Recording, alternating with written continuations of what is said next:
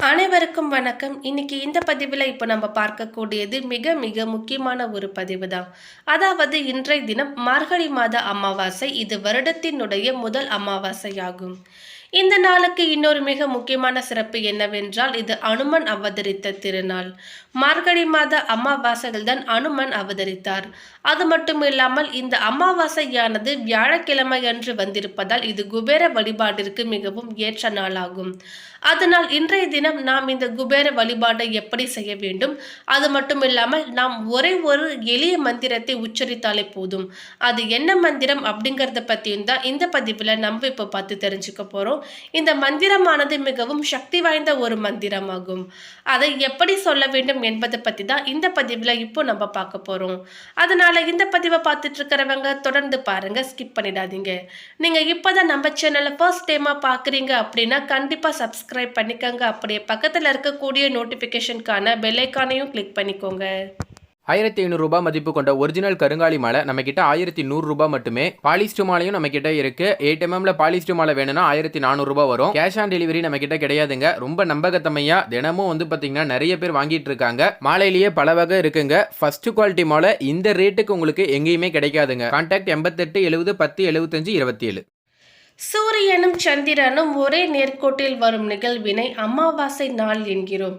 ஜோதிட சாஸ்திரப்படி சூரிய பகவான் தந்தை உறவுக்குரிய கிரகமாகவும் சந்திரன் தாய் தொடர்பான உறவிற்கு காரணமாகவும் கருதப்படுகின்றன.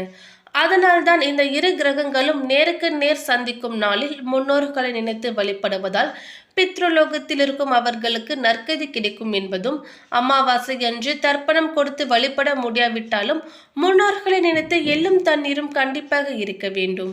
தெய்வங்களை வழிபடுவதற்கு எத்தனையோ விரத நாட்கள் இருந்தாலும் முன்னோர்களை வழிபட்டு அவர்களின் ஆசையை பெறுவதற்கு உரிய நாளாக இந்த அமாவாசை மட்டுமே இருக்கின்றது. பக்தி செய்வதற்குரிய மிக உயர்வான மாதமாக கருதப்படும் மார்கழி மாதத்தில் வரும் ஒவ்வொரு நாளும் ஒவ்வொரு திதியும் சிறப்புக்குரியது. அதிலும் அமாவாசை, பௌர்ணமி போன்ற முக்கிய விரத வழிபாட்டு நாட்களில் மார்கழி மாதத்தில் வரும் பொழுது அது இன்னும் சிறப்பு பெறுகின்றன. பொதுவாகவே அமாவாசை என்பது முன்னோர் வழிபாட்டிற்குரிய நாள் என்பது அனைவருக்குமே தெரிந்தது. ஆனால் இந்த மார்கழி மாதத்தில் வரும் அமாவாசைக்கு என்று தனி சிறப்பு இருக்கின்றது. மார்கழி அமாவாசைகள் நம்முடைய முன்னோர்கள் மட்டுமல்ல, அகால மரணம் அல்லது துர்மரணம் அடைந்தவர்களுக்கு இந்த மார்கழி மாத அமாவாசை என்று தர்ப்பணம் கொடுத்து வழிபட்டால் அந்த ஆத்மாக்கள் துன்பப்படாமல் வைகுண்ட பதவியை அடையும். அது மட்டுமில்லாமல் இந்த மார்கழி அமாவாசையில் இறந்த நம்முடைய முன்னோர்களுக்கு தர்ப்பணம் கொடுத்து வழிபட்டால் நம்முடைய பல தலைமுறைக்கும் இருக்கும் பித்ரு தோஷமும் நீங்கும். இந்த நாளில் விரதம் இருந்து வழிபட்டால் பித்ரு தோஷம் நீங்குவதுடன் வீட்டில் மகிழ்ச்சி, வளர்ச்சி, செல்வ வளம் ஆகியவையும் அதிகரிக்கும். மார்கழி மாத அமாவாசை நாள் என்பது இது அனுமன் அவதரித்த தினம் என்பதால் இந்த நாளில் தான தர்மங்கள் செய்வதால் சனி தோஷம் உள்ளிட்ட அனைத்து கிரக தோஷங்களும் நீங்கும். ஜாதகத்தில் சந்திரனால் பாதிப்பு உள்ளவர்கள் மார்கழி அமாவாசை நாளில் நவ கிரகங்களில் இருக்கக்கூடிய சந்திர பகவானுக்கு விளக்கு ஏற்றி வழிபடலாம். அல்லது சிவபெருமானுக்கு விளக்கு ஏற்றி வழிபட சந்திரனால் ஏற்பட்ட தொல்லைகள் நீங்கும். இப்படி பல சிறப்புகள் மிகுந்ததுதான் இந்த மார்கழி மாத அமாவாசை. மேலும் இந்த நாளில் புனித நதிகளில் நீராடினால் கங்கையில் நீராடிய புண்ணிய பலனை நாம் பெற்றுக் கொள்ளலாம். அன்னதானம், அரிசி, காய்கறி போன்றவற்றை தானமாக வழங்க வேண்டும். இறந்து போனவர்களுக்கு தர்ப்பணம் கொடுக்கலாம். காகம், பசு போன்ற உயிரினங்களுக்கு உணவளிக்க வேண்டும். முன்னோர்களை நினைத்து அன்னதானம் உள்ளிட்ட தான தர்மங்களை செய்ய வேண்டும். அரச மரத்தடையில் நல்லெண்ணெய் தீபம் ஏற்றி வழிபடுவதால் சனி தோஷம் உள்ளிட்ட கிரக தோஷங்கள் விலக்கும். அஷ்டலட்சுமி வழிபாடு உள்ளிட்ட பெண் தெய்வ வழிபாட்டை மேற்கொள்ளும் பொழுது செல்வ வளம் பெருகும், தடைகள் விலகும்.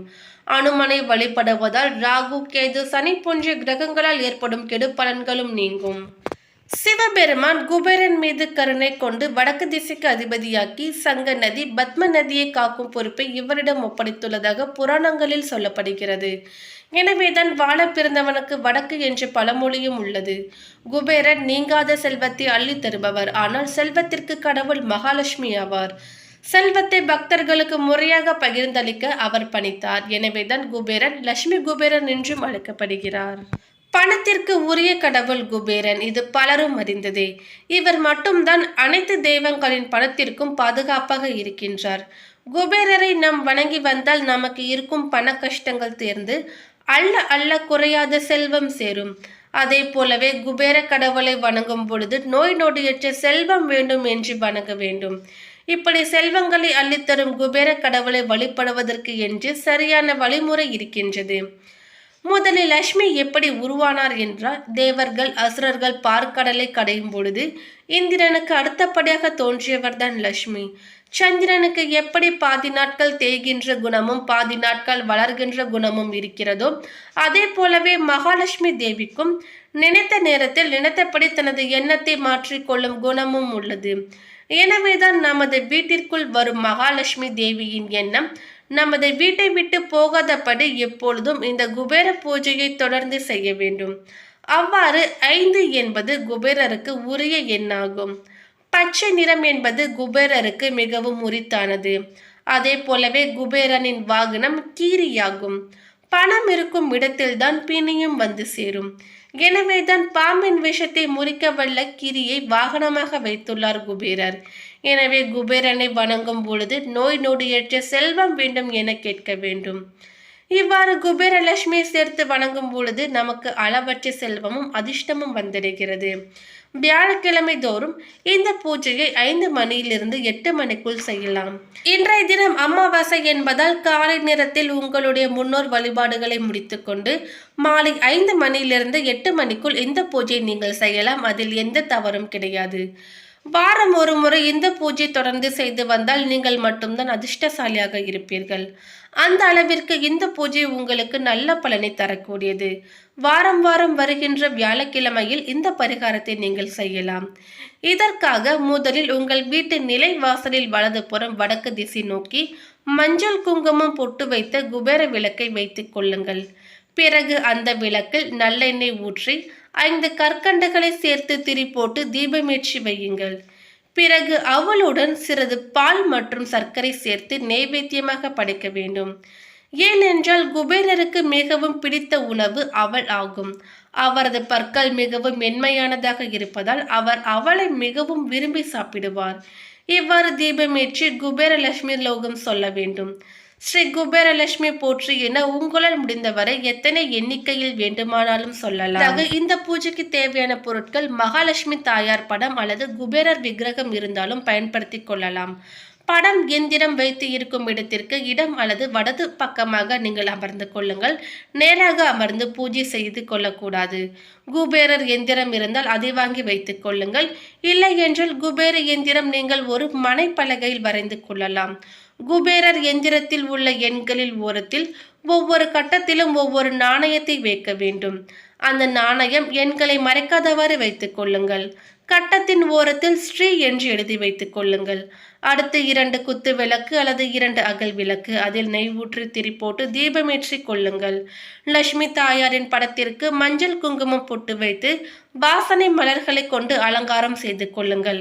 அதில் துளசியும் தாமரையும் நிச்சயமாக இடம்பெற்றிருக்க வேண்டும். அடுத்ததாக வாசனை நிறைந்த குங்குமம் ஒரே மாதிரியான 9 நாணயங்கள். 9 1 ரூபாய் நாணயமாக கூட இருக்கலாம். அதற்கு மேலும் நாணயங்கள் வைப்பதும் வெள்ளி தங்கம் போன்றவற்றை வைப்பதும் உங்களின் விருப்பம். ஆனால் 9 நாணயங்கள் மட்டும்தான் இந்த பூஜைக்கு தேவை. நெய்வேத்தியமாக சிகப்பு அவல், அதில் தேங்காய் நாட்டு சர்க்கரை சேர்த்து அதை வைத்தாலே போதும். பழங்கள் வெற்றிலைப்பாக்கு, வாழைப்பழம், தேங்காய் இவ்வளவு மட்டும்தான். பூஜை தொடங்கும் முதலில் மஞ்சள் பிள்ளையாரை பிடித்து வைத்துவிட்டு ஆரம்பிக்க வேண்டும். குபேர எந்திரத்தின் முன்பு அமர்ந்து தாமரை பூவின் 9 இதழ்களை எடுத்துக்கொள்ளுங்கள். ஒவ்வொரு இதழிலும் ஒரு நாணயத்தை வைத்து அதில் கொஞ்சம் குங்குமம் வைத்து மகாலட்சுமி தாயாரின் பாதத்தில் வைத்தும் வணங்க வேண்டும்.